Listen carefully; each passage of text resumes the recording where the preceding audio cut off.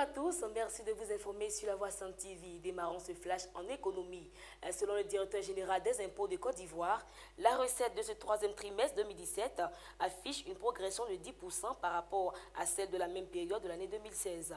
En effet, la Direction générale de l'impôt a réalisé une recette brute de 516 milliards de francs CFA au troisième trimestre 2017 pour un objectif fixé à 509 milliards, soit un écart positif de 6,6 milliards de francs CFA.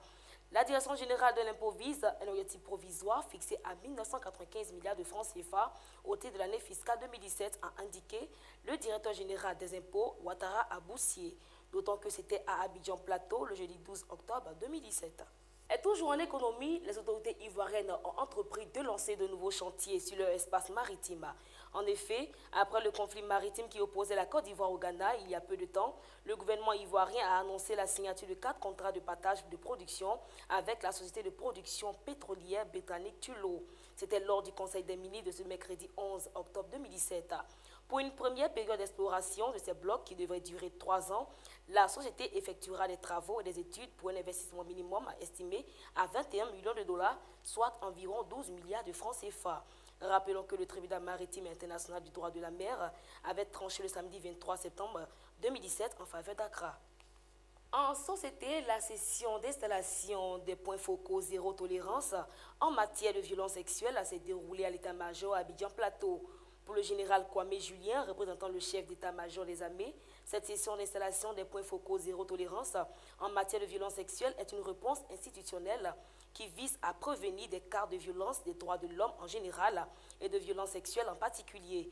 D'autant que le général Kwame Julien présidait le jeudi 12 octobre 2017 la cérémonie d'installation des points focaux zéro tolérance en matière de violence sexuelle, étape d'Abidjan. En sport à présent, le numéro 1 mondial Rafael Nadal bat le Bulgare Grigor Dimitrov et se qualifie pour les demi-finales du Master 1000 de Shanghai. Cette opposition s'est tenue le vendredi 13 août 2017 en Chine. En demi-finale, il sera opposé au Croate Marin Cilic, numéro 5 mondial, vainqueur plus tôt de l'Espagne Albert Ramos. Au Libéria, les résultats partiels proclamés ce jeudi 12 octobre 2017 par le président de la Commission électorale nationale du Libéria, Jérôme Korkoya, donne l'ancien ballon d'or africain Georges Weah comme vainqueur dans 11 des 15 régions que compte le Libéria. Et si l'on s'en tient à la déclaration du président de la Commission électorale nationale du Libéria, les résultats finaux sont disponibles dans les prochaines heures. Par ailleurs, le successeur d'Ellen Johnson, Sirleaf, 78 ans, première femme à la tête du Libéria, aura pour tâche majeure de créer un cadre concret de concertation pour le règlement des conflits passés, mais aussi tracer les sillons d'une véritable réconciliation et enfin redresser l'économie du Libéria. La violence est à son pic dans la capitale brésilienne. En effet, Rio de Janeiro est au cœur des combats entre gangs rivaux qui désirent s'approprier le monopole du trafic de stupéfiants.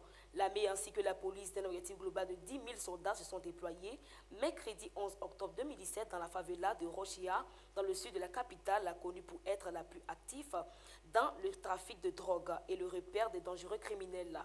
Notons également que cette opération de l'armée vise à rechercher des armes, des munitions, des explosifs, en bref, tout un arsenal destiné aux gangs et dont leur usage cause énormément de morts et de blessés au sein des 100 000 habitants de la favela. Les États-Unis d'Amérique ont annoncé le jeudi 12 octobre 2017 leur retrait de l'Organisation des Nations Unies pour l'éducation, la science et la culture UNESCO, accusant l'institution d'être anti-israélienne après sa décision de déclarer la vieille ville de Hébron en Cisjordanie en patrimoine mondial. Washington conservera un statut d'observateur, a précisé le département d'État américain. Le retrait ne sera effectif qu'à compter du 31 décembre 2018, conformément au statut de l'UNESCO. La directrice générale de l'organisation, Irina Bokova, dans un communiqué, a affirmé son profond regret suite à la décision américaine. Notons qu'Israël, après avoir salué cet acte, s'est également retiré de l'UNESCO. C'est la fin de ce flash. Merci de l'avoir suivi. Demeurez bénis en Jésus. Au revoir.